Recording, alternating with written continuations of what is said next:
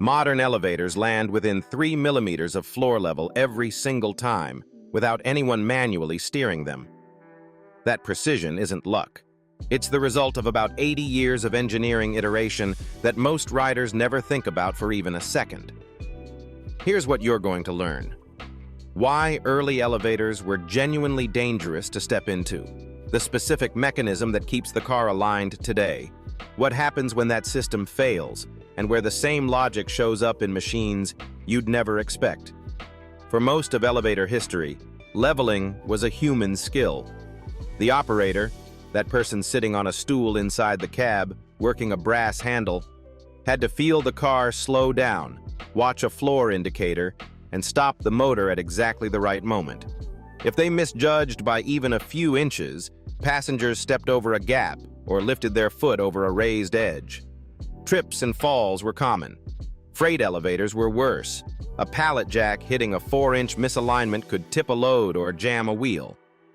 The industry had a real problem, and for a long time the only solution was to hire experienced operators and hope they were paying attention. The first serious fix was a system called rheostatic control, introduced in the 1920s. It used variable resistors to slow the motor in stages as the car approached a floor. Better, but still dependent on mechanical consistency that wore out over time. The leveling problem wasn't really solved until the introduction of automatic leveling zones, which became standard through the 1950s and 60s, and those work on a principle that's almost embarrassingly simple once you see it. Here's the core mechanism. There are small metal plates, called vanes, mounted in the elevator shaft at each floor. Each vane is positioned at exactly the height where the cab floor should sit flush with the landing. Inside the elevator car, there's a sensor, originally an electromechanical switch, now usually an optical or magnetic sensor, that reads those vanes. When the car is descending and that sensor detects the vane, it triggers a slowdown signal. The cab decelerates, creeps forward, and when the sensor is centered on the vane, the system cuts drive power and applies the brake. Centered on the vane equals level with the floor. It's a physical reference point baked into the shaft itself, not a calculation, not a guess. The genius of this is that it's self-correcting. If the cable stretches over time, and elevator cables do stretch, especially in tall buildings, the car's relationship to a floor-based sensor drifts. So modern systems add a secondary behavior called re-leveling. After the doors open and passengers step on or off, the load changes. The cable deflects slightly. A heavy person stepping in can drop the cab by 10 to 15 millimeters. The controller notices the sensor is no longer centered on the vane, so it nudges the motor with the doors still open, lifts or lowers the car back into alignment, then allows the doors to close. You've felt this and probably never knew what it was. That tiny lurch right after the doors open. That's the elevator correcting itself in real time. Now, counterpoint. Hydraulic elevators work completely differently, and leveling them is a different problem. Instead of cables and counterweights, a hydraulic cylinder pushes the car up from below. Oil expands with heat. That's not a minor effect.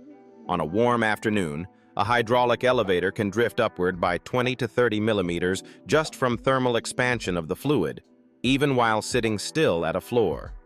These systems use pressure relief valves and continuous motor nudges to hold position. Older hydraulic elevators in low-rise buildings from the 1970s and 80s are notorious for settling between floors when the building heats up. You step in and there's a half-inch lip. That's not a broken elevator. That's an elevator without modern adaptive hold control, losing its battle with physics.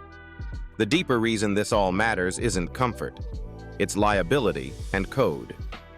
In the US, ASME A17.1, the safety code for elevators and escalators, specifies that a car floor must be within a half-inch of the landing floor when the doors open.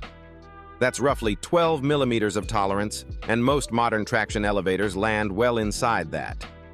The code exists because the misalignment threshold for a trip and fall injury is around 6 to 10 millimeters for an inattentive pedestrian. The margin between legally acceptable and statistically dangerous is narrower than most people assume. Building managers have been sued over misleveled elevators. Insurance actuaries know exactly what a 15-millimeter step-up costs in claim probability. When does this break? New York City, 2011. An investigation into elevator incidents found that a disproportionate number of leveling complaints traced back to worn guide shoes. Guide shoes are the contact points that keep the cab running flush inside the shaft rails.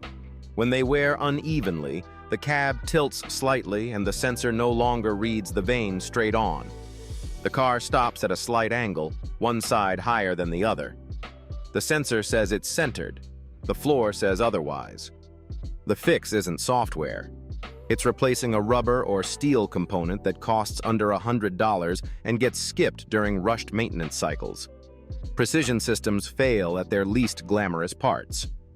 This same logic, using a physical reference point in the environment rather than a calculated position, shows up in a surprising range of machines. CNC mills home their cutting heads against hard stops, not just motor encoders. Automatic train protection systems on metro lines use transponders embedded in the track, not GPS. Some industrial garage doors use magnetic strips at the floor to confirm closed position rather than trusting a motor count.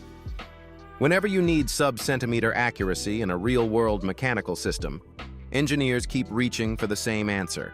Stop trusting math alone. Put a physical truth point in the environment and read it directly.